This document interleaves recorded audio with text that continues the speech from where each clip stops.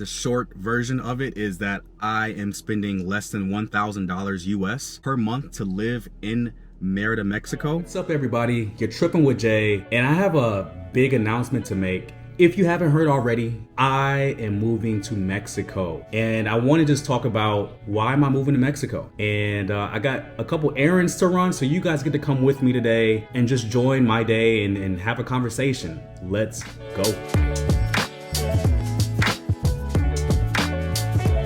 All right, so the first place I'm going today is Goodwill, and I have to just donate a whole bunch of my clothes. I'm not bringing with me to Mexico. I don't know, maybe some other place I have to go. You guys get to come with me anyway, wherever I get to go. So let's go. All right, let's go to Goodwill and donate these clothes. As you can tell, I am back in Las Vegas, and it's only temporary. Like, trust me, it's just temporary, just to make sure that the house is good for sale. Newsflash, I'm putting the house up for sale. I wanted to make sure everything was cleaned, any trash needed to be thrown out, or any maintenance things needed to be done to the house, it's done, so I can procure a buyer for my house.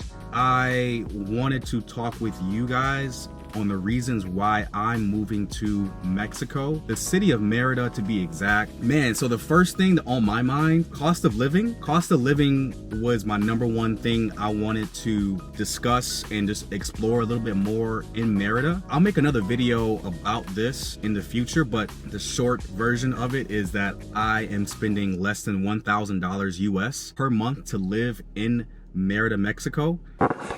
What? Bro, what are you talking about, man?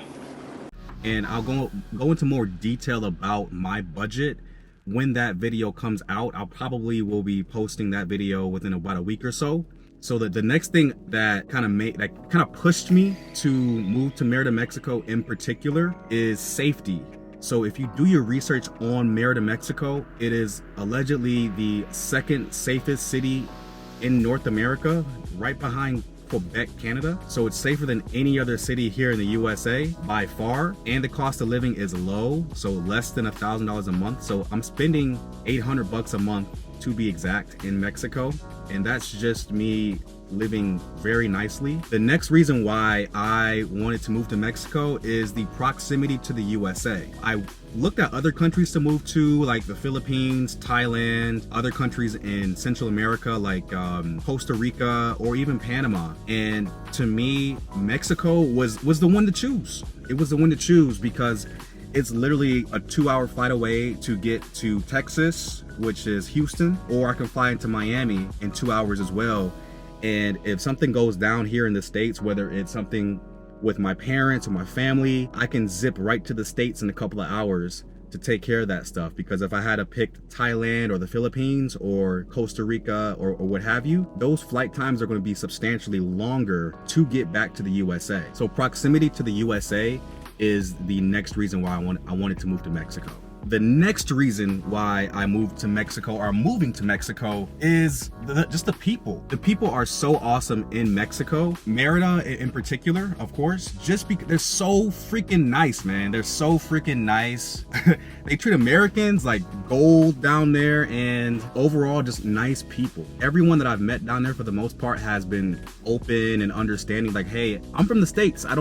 I try to speak as much Spanish as possible, and I try to learn as much as possible. So when I try to speak Spanish, they have no issue like correcting me with my Spanish. And that is ideal. I love that, because if they correct me on my Spanish, I can get better. I don't look at it as offensive at all when it comes to correcting me in Spanish, because the better I can get, the better I can start communicating with the locals in Merida. I see nothing but positives from that. So the people are amazing in Merida. Woo! All right, let's go.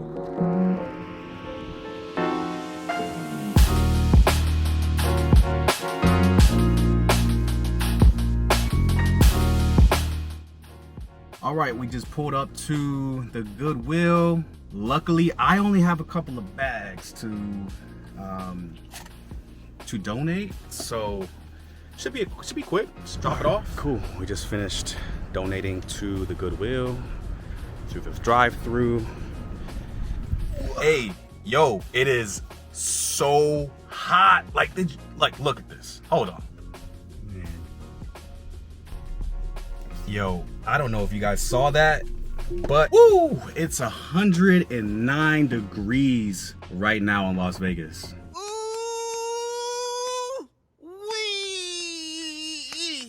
Oh my goodness. That's ridiculous, y'all. Listen, at least we don't have any humidity. I wanted to just continue to talk about why I'm moving to Mexico and like how am I going to be supporting myself in Mexico. So this was like when I had this conversation with my mom and the rest of my family. They're like, what are you going to do for work? Like, are you going to be employed out there? And I told them no. I told them no. I want to take at least 1 year off from working for anybody but myself. I can do that. So I'll prepay my rent in Mexico for an entire year, and I don't have to worry about anything but the light bill in Mexico after that. And trust me, my mom kept talking about that.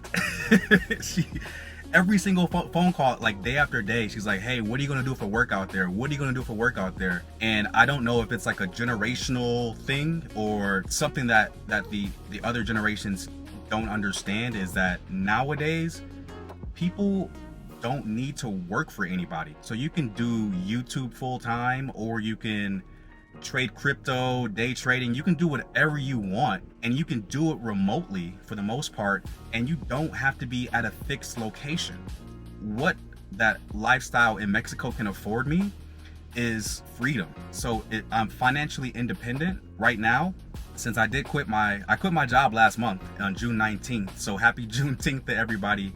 I quit my job on Juneteenth, which is my freedom date as well, and I don't intend to go back to working for anybody if I can help it. So I'm going to be doing YouTube full time while still being invested into real estate.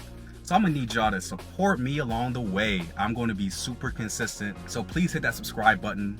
The next part I want to talk about is how am I going to be staying in Mexico for an entire year, at least minimum, right? So I recently got my temporary residency for 1 year. You can renew it a few more times and then you'll have permanent residency, which is my eventual goal. So I can literally be in Mexico for as long as I want. I did that through a very, very stressful process. It wasn't difficult to do. It was just frustrating to deal with consulates here in the US because they're so busy and overbooked that you'll be waiting weeks, if not a month or two, for an appointment with them. And then you have to prove your financials. You'll have to prove like what you're going to be doing out there. You have to do a lot of proving you can support yourself out in Mexico. And then once they pre-approve you over there, they put this big sticker, this big visa sticker in your passport, and then you have to finish the process in Mexico. Whew, let me tell y'all that recently they ended appointments at the immigration office in Mexico totally. They may have added it back by the time that you may see this, but when I went, oh my goodness. I'm gonna make another video about the immigration process as well. But they had me waiting for 7.5 hours in 95-degree heat with humidity in Merida, outside with like a canopy. Thank goodness they had a canopy outside for us to wait in. And I wait for those 7.5 hours to finish out my residency. And I go up to the lady, I'm like, hey, like, when am I going to be helped or seen by somebody here? And she's like, hey, it's first come, first serve, since we're not doing appointments anymore, any new appointments, but you gotta have to come back another day. And I'm like, wait. You got me waiting out here for 7 hours, 7.5 hours in this heat, and I have to come back and get this done? Listen, I'm not someone that gets like livid or angry at all. At that point in time, you could have seen the steam coming out of my ears at that point. I was fuming because I had to go through 7.5 hours. I didn't know it was going to take that long, so I didn't bring like food and stuff with me, but I did have a chance to go grab some water from an OXXO nearby, of course. But I thought it was going to be like a quick process, wait a couple hours, which was cool with me. And the hours just kept going by and going by. I'm like, hey, am I gonna get help today? The answer, no, I'm not gonna get helped on the first day. But when I went back, I came prepared. I brought water, I brought food, I brought something to snack on. I was ready and prepped to go and wait. And luckily they helped me within 4 hours before the heat got too much to bear. I'm a part of a Facebook group called Brothers and Sisters of Merida. A lot of other people have posted about the immigration experience in that group, and they were asking questions like, hey, what do I have to do? I'm like, hey, first of all, get there early.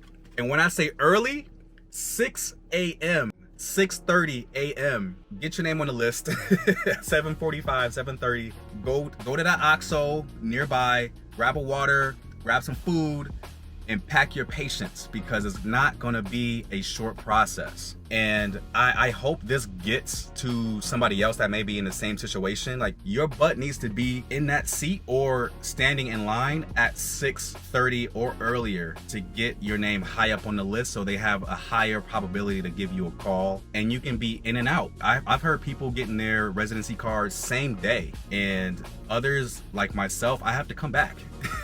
Yeah, the residency process isn't super streamlined right now, but it may improve as time goes on. So once you have your residency, you're good for an entire year, multiple entry. You can come in and out as you please through Mexico. Man, I've rambled on enough about this stuff so far. I'm going to be making a lot more videos about the more in the detail and intricacies of living in Mexico and how to properly do it the legal way. All right. So thank you guys for making it to the end of this video. Man, like, what a doozy. This is a humongous lifestyle change and just a life change in general. Hit that subscribe button and hit the bell notification if you want to support your boy throughout this journey. I'm going to take you guys along every single step, selling everything at my house, selling the car, and bring in as much stuff as I can. I want to do all of that. I'm going to document it for you guys and just show you the process step by step, because you can do this too. If you want to leave the matrix, leave the USA, leave everything behind, not have to work for anybody, or if it's your choice, you can work for somebody while you're down there or not. You only got this one life to live, y'all. One life to live. You gotta live it up while you still have it, while you're still able to. My name is Jay. You've officially been tripping with Jay, and thank you guys for making it to the end of the video. I'm out. Peace.